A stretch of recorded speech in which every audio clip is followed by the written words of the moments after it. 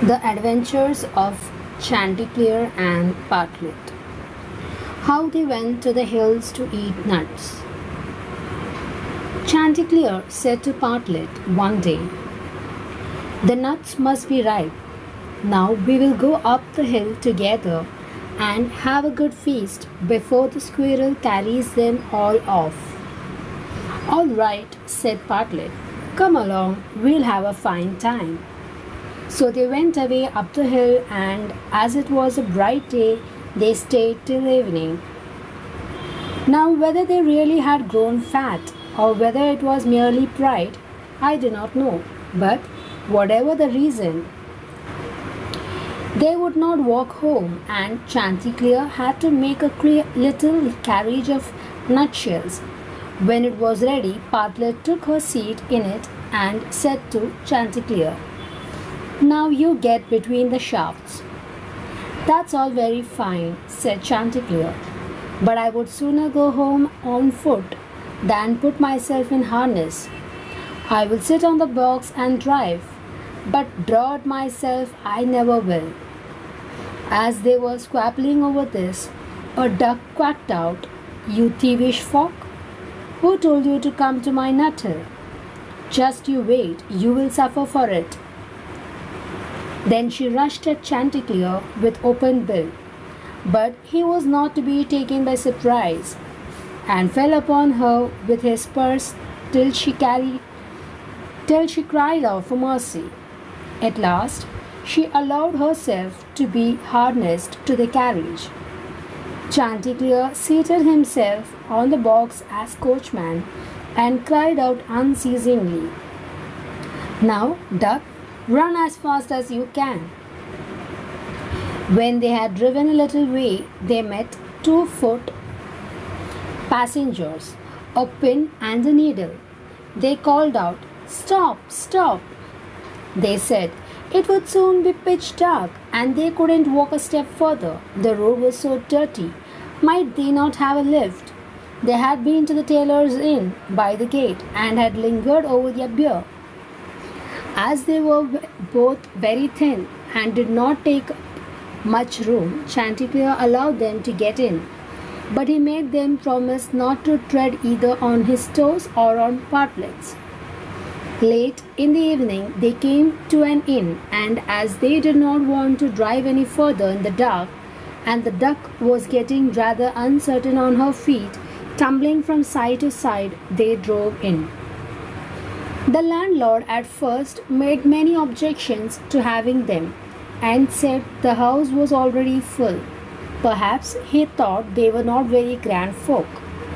But at last, by dint of persuasive words, and promising him the egg which Mrs. Partlet had laid on the way, and also that he should keep the duck who laid an egg every day, he consented to let them stay the night. Then they had a meal served to them, and feasted and passed the time in rioting. In the early dawn, before it grew light and everyone was asleep, Partlet woke up Chanticleer, fetched the egg, pecked a hole in it, and between them they ate it all up, and threw the shells onto the hearth.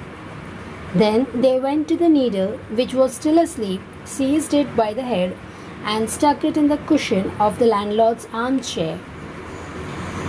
The pin they stuck in his towel, and then, without more ado, away they flew over the hay. The duck, which preferred to sleep in the open air and had stayed in the yard, heard them whizzing by and bestirred herself.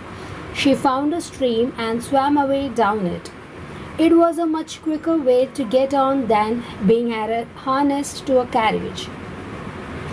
A couple of hours later, the landlord, who was the first to leave his pillow, got up and washed. When he took up the trouble to dry himself, he scratched his face and made a long red line from ear to ear. Then he went to the kitchen to light his pipe, but when he stooped over the hearth, the eggshells flew into his eye.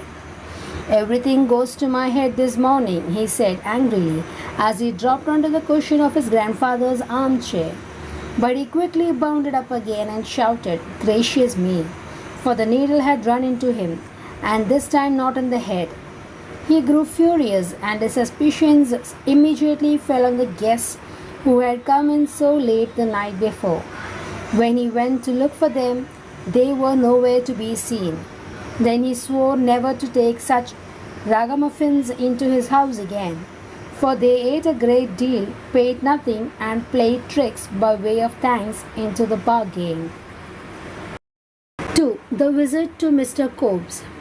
Another day, when Partlet and Chanticleer were about to take a journey, Chanticleer built a fine carriage with 4 red wheels and harnessed 4 little mice to it.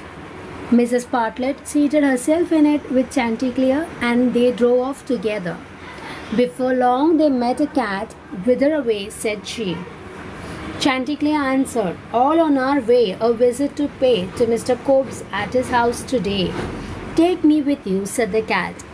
Chanticleer answered, "With pleasure, sit down behind, so that you don't fall out forwards.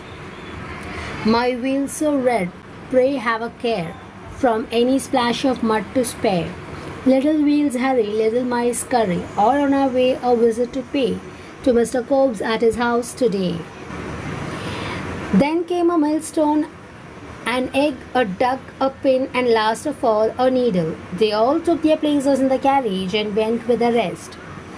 But when they arrived at Mr. Cobb's house, he wasn't in. The mice drew the carriage into the coach house. Partlet and Chanticleer flew onto a perch. The cat sat down by the fire. The duck lay down by the well pole. The egg rolled itself up in the towel. The pin stuck itself into the cushion. The needle sprang into the pillow on the bed, and the millstone laid itself over the door.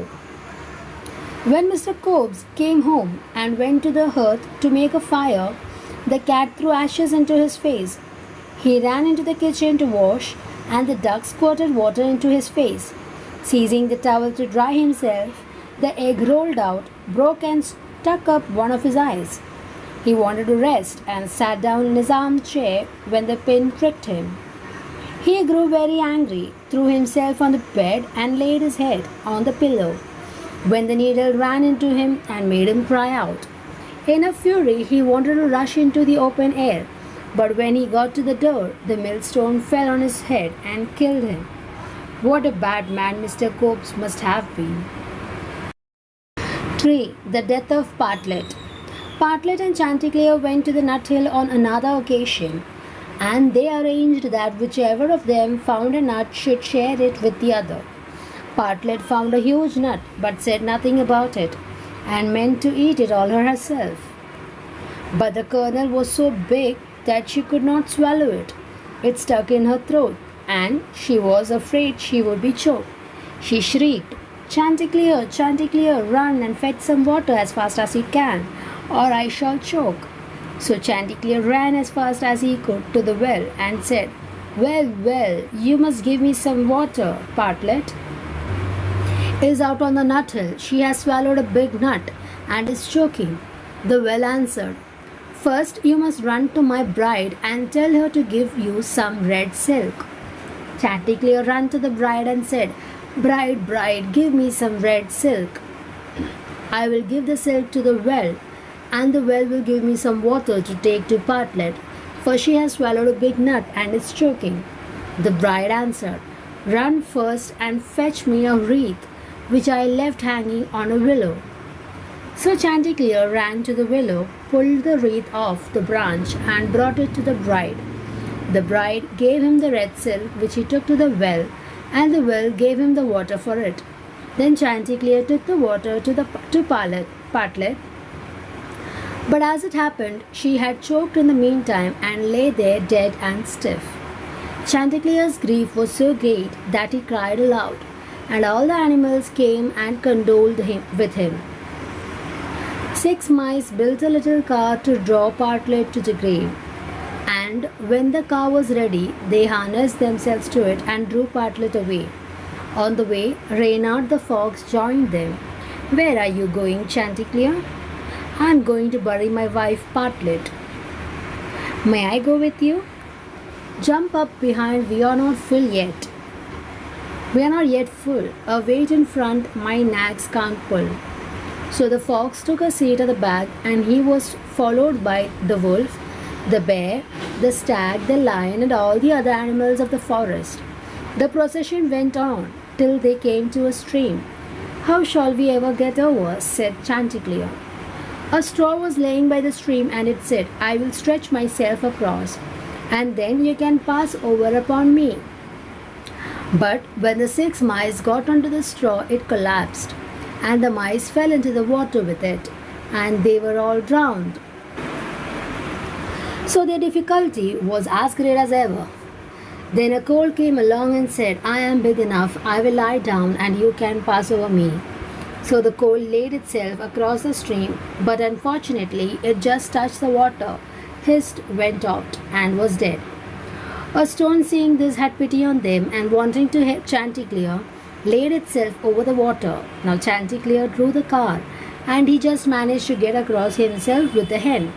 Then he wanted to pull the others over who were hanging on behind, but it was too much for him, and the car fell back, and they all fell into the water and were drowned. So Chanticleer was left alone with the dead hen, and he dug a grave and laid her in it. Then he made a mount over it and seated himself upon it, and grieved till he died, and then they were all dead.